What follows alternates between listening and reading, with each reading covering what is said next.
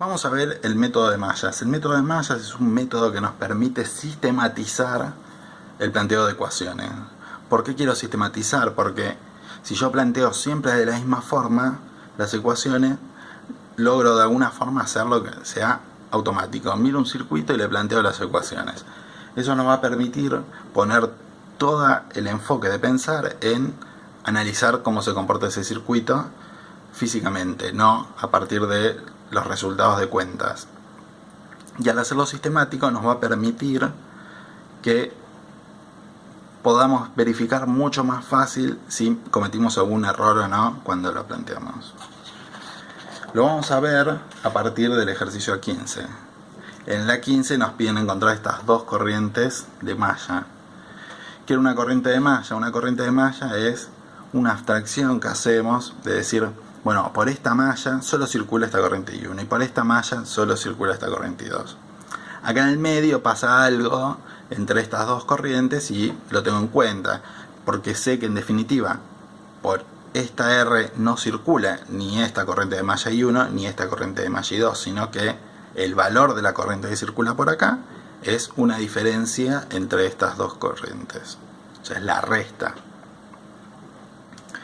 Vamos a tratar de obtener el método sistemático a partir de lo que ya sabemos de Física 2. Vamos a plantearlo al estilo Física 2. ¿Qué haríamos? Primero, definir un sentido para las tensiones. Vamos a poner el sentido acá B1, acá B3 y acá así B2. De esta forma voy a tener que plantear dos mallas. Si tengo dos mallas para plantear, voy a tener dos ecuaciones.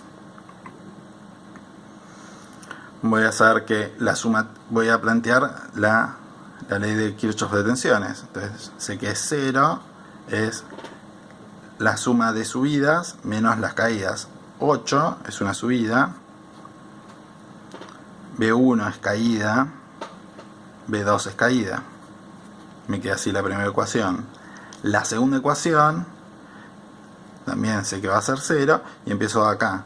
B2 es una subida, B3 es caída, la resto, y el 7 está como caída, entonces lo tengo que restar.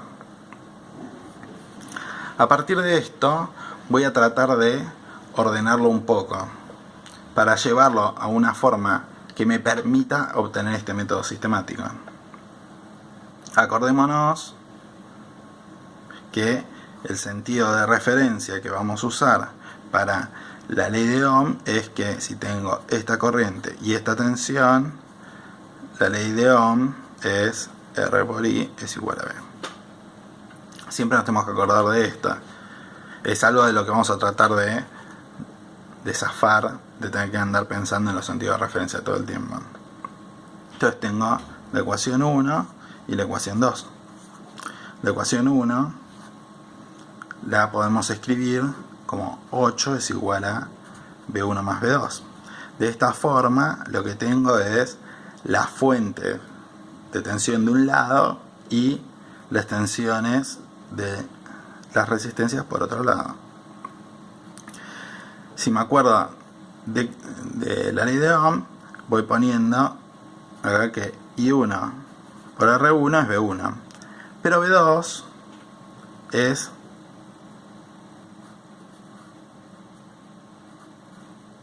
esta, y tengo I1 que viene así e I2 que está para el otro lado. Entonces, ¿cómo encuentro B2? Como I1 menos I2. De esta forma estoy poniendo una corriente en este sentido. Esto es I1 menos I2 para abajo, y por tanto la ley de Ohm la puedo escribir como más I1 menos I2 por R2. Como para este caso no puse los nombres quién es R1, R2, R3, pero son R1, R2 y R3.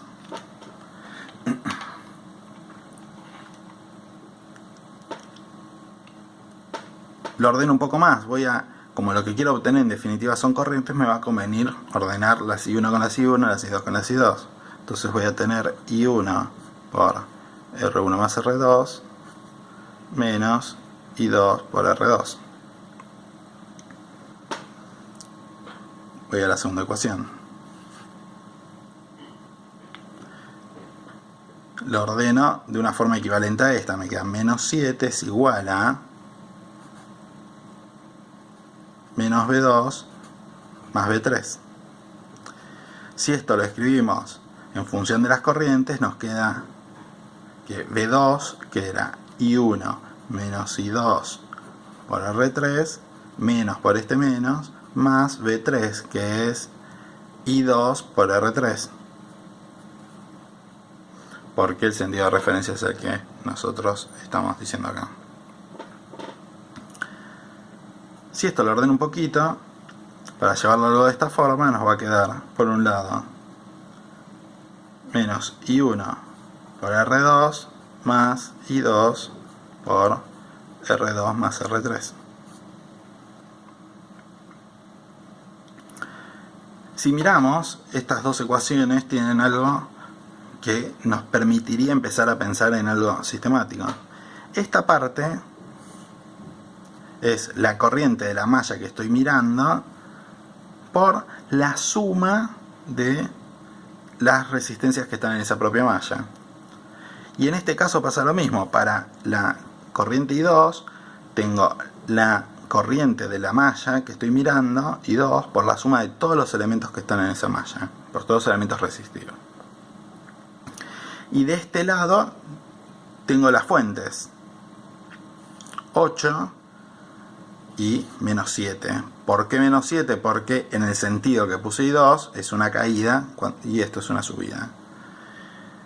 Y por último nos queda este término,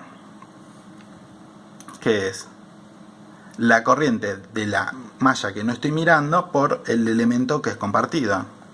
Y en este caso lo mismo, menos I1 por R2, o sea, menos la corriente de la otra malla, pues estoy mirando esta, por R2.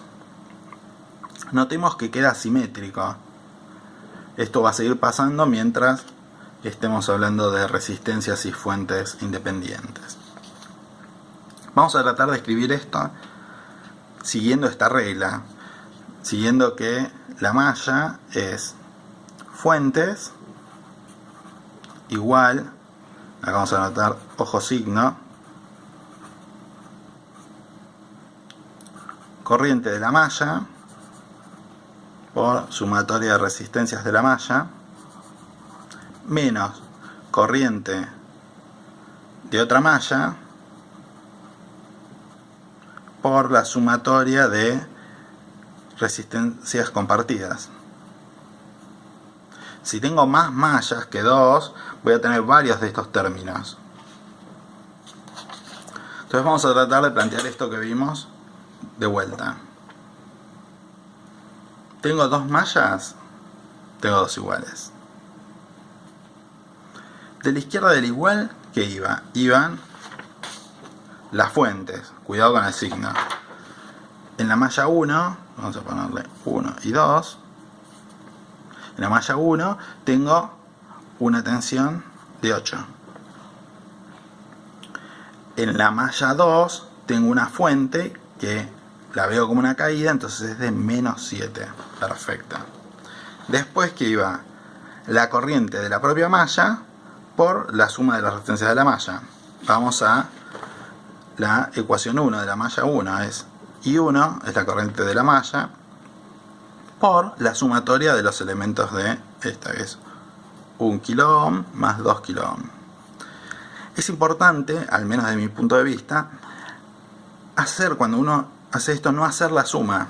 ¿Por qué? Porque si yo miro de vuelta el circuito, sé que es 1 más 2 y puedo verificar. En cambio, si pongo 3, podría estar pensando que planteé esto y voy a tener que pensar un poco más para verificar. Y después que iba la resta de la corriente de otra malla por la sumatoria de los compartidos. En este caso es menos I2, que es la única malla que tengo, y cuál es el compartido que tengo, o los compartidos, solo esta resistencia de 2K. Perfecto. Voy a la siguiente malla.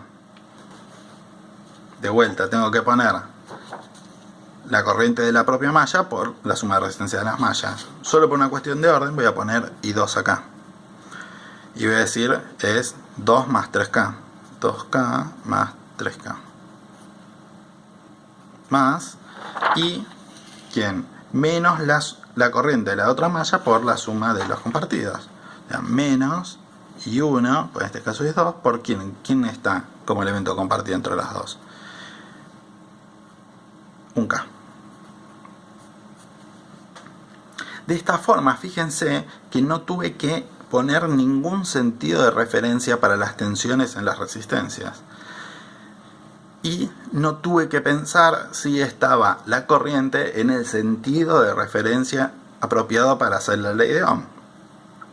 Esto es muy importante porque nos permite agilizar. Acá, para llegar a esta misma ecuación, veamos que es la misma, 8 es igual a I1 por 1K más 2K, R1 más R2, R1 más R2, 1K más 2K, menos I2 por 2K, y la otra también es igual. Tuve que hacer 1, 2, 3, 4 pasos, y de esta forma ya lo tengo. Esto lo puedo llevar a una forma matricial directamente, que es algo que nos resulta mucho más cómodo.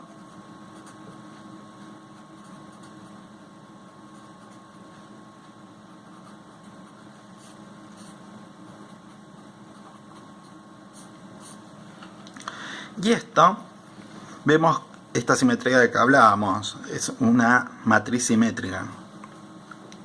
Si hacemos la inversa, si no se acuerdan cómo hacer la inversa, repásenlo, nos va a quedar algo de la forma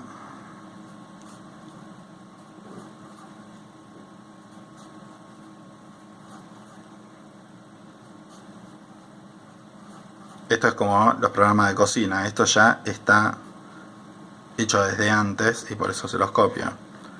Practiquen invertir matrices y esto nos da, si hacemos las cuentas, que I2 y 1 y 2 es sobre 5, 5, 0, 0.